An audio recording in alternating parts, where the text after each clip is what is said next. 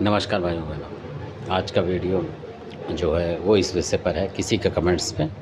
और ये जो कमेंट्स है ये बहुत अच्छा कमेंट्स है, और ऐसे ही कमेंट जो देने चाहिए लोगों को जो देख रहे हैं इसको, युवा पीढ़ी को। इस तरह के कमेंट्स करने चाहिए ताकि उन्हें अब ज्ञान प्राप्त हो उस तरीके का। और वैसे तो प्रैक्टिकल है ये सारा, पर थोड़ा अगर बताने से ही पता लगे तो जानकारी तो कम से कम होनी चाहिए।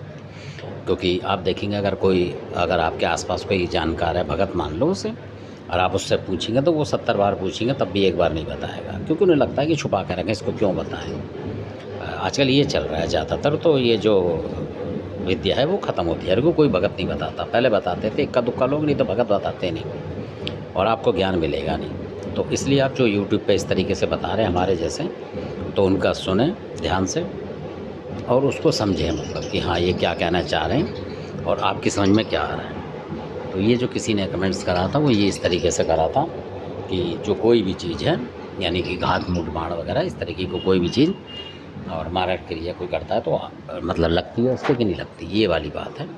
तो इतने देवता हो के भी, उनका मतलब ये था कि इतने देवता हो के भी वो कैसे मतलब आती है, लगती है, मतलब नुकसान होता है, क्या हो जाता है कि नहीं होता है, या देवता रोक लेते हैं। तो उस विषय पे उन्होंने कमेंट्स करा था, और ये अच्छी बात है, जानकारी इस तरीके की लेनी चाहिए।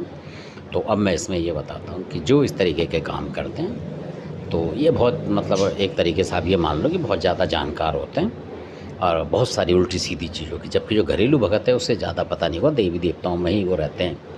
असल बात ये है, वो देवी देवताओं के चक्कर में, सबल सिंह इसके चक्कर में रहते हैं वो, और वो फिर कामयाब नहीं हो पाते। क्योंकि वो जो तीर आता है उस तरीके से मान लो आप, जैसे कि आप इस चीज़ को जो मारण बता रहे हैं उस तरीके से, या कि घात मूठ कुछ भी मान लो, और ये एक ही जैसी चीज़ है, थोड़ा थोड़ा फ़र्क है। तो अब क्या होता है कि इसको इस तरीके से मानो कि जैसे मान लीजिए आप किसी युद्ध भूमि में खड़े हैं, मान लीजिए कुरुक्षेत्र में ही खड़े हैं आप, जैसे कौरव पांडव की लड़ाई हो रही थी उस तरीके से मान लीजिए आप खड़े हैं। तो ऐसा कोई तीर नहीं है जो कि वहाँ से छूटेगा और किसी भी बड़े योद्धा के ना लगे, ये मानना पड़ेगा। और उनकी सेना नहीं रोक पाती है, क्योंकि उसी को रोकना पड़ता है जिसके गड़ जाता है, फिर वो उस तीर को निकालता था, आपने देखा होगा। और उसमें गाँव में दवाइयाँ भी होती थी उस टाइम उनके पास, मल्लम पट्टी भी होती थी, वो भर लेते थे जड़ी बूटी और लड़ते थे, इस तरीके से होता था। और कई बार अपनी शक्ति से वो तीर खींचते थे और फिर लड़ते थे, फिर दूसरे को करते थे। तो इस तरीके का होता है, ऐसा नहीं कि वो तीर मारा और उन्होंने वहीं से हवा में ही रोक दिया, तो ये भी चीज़ ऐसे है। और जबकि उनके भी सैनिक होते हैं, सब चीज़ शक्ति होती थी, तो पर लगता था उनके भी तीर, ये समझ लो इस तरीके की लड़ाई होती है ये आमने सामने की। तो और क्योंकि तीर कहीं से भी युद्धभूमि में आ जाता, कभी दिखता कभी नहीं दिखता और घुस जाता है। तो ऐसे ही ये होता है, ये जब आपके लग जाएगा और आप जानकार भी हैं और आपके लगेगा ज़रूर, फिर आप इसको निकाल के और तब उसको सही करना पड़ता है। इसमें ये हो जाता है क्योंकि पता नहीं होता किसी को भी कि किस समय कौन किसका बुरा कर रहा है। असल बात ये 24 घंटे तो कोई बैठा नहीं रहेगा, ना देवता बैठता, ना ही आप बैठा के रखोगे उसको, क्योंकि काफ़ी उसमें तामझाम होता है इसलिए। तो और सबसे बड़ी बात है कि अगर मान लीजिए आपने कोई एक देवता भी लगा दिया, 2 लगा दिए, 3 लगा दिए, तो अगर जो करता है, क्योंकि पेशेवर मान लो, लोग पेशेवर होते हैं वो ज़्यादातर, तो उन्हें काफ़ी चीज़ों का पता होता है। तो उसमें कम से कम 7, 8, 10 चीज़ें होती हैं, और ना कि वो आप देवता मानो ना, उस तरीके से कई ऐसी चीज़ें होती हैं जो किसी से रुकती नहीं हैं, वो मतलब आर पार करती हैं। ऐसी चीज़ें होती हैं कि बहुत सारे जो होते हैं, कई चीज़ें ऐसी हैं जो उनसे घबरा जाती है, मतलब, और वो जब आएँगे टक्कर लेने तो बड़े-बड़े घबरा जाते हैं। तो इस तरीके से कुछ इक्का-दुक्का है जो कि उनका मुकाबला करने में सक्षम होते हैं उनके देवता, और वो खुद भगत की भी होती है एनर्जी, इसमें ये होता है। और अगर वैसा भगत हुआ थोड़ा इधर-उधर, मतलब जो सही होगा, मतलब कहने का मतलब वही इसको रोक पाता है ज़्यादातर, और नहीं तो हर भगत नहीं रोक पाता। और जो आपने देखा होगा इधर-उधर उसमें रहते हैं, मतलब सदे हुए लोग, यानी कि समझ लो कि मैं क्या कहना चाह रहा हूँ, वही लोग कर पाते हैं। और इस तरीके के नहीं कर पाते, इधर के इसका लिया उसका लिया, उसको मतलब लूटा, ये करा, वो लोग नहीं कर पाते, क्योंकि उन पे ऐसी चीज़ें हो नहीं पाती हैं। तो इसलिए तो ये बहुत शक्तिशाली चीज़ें होती हैं जिनसे मतलब कि बहुत ही ज़बरदस्त होती है, जो कि हम वीडियो बता नहीं सकते हैं। मतलब इतनी भयंकर होती है कि बस उसका मतलब वो हिसाब नहीं है। और एक नहीं होती, वो कई होती हैं, मतलब उस तरीके की मिलती-जुलती, वो कवर करके चलती हैं। कई बार तो कई देवताओं को रोक भी लेती हैं, एक साथ आके देवताओं को अलग कर देंगे और खुद हमला करेंगे, इस तरीके के होते हैं वो, आप ये समझ लो।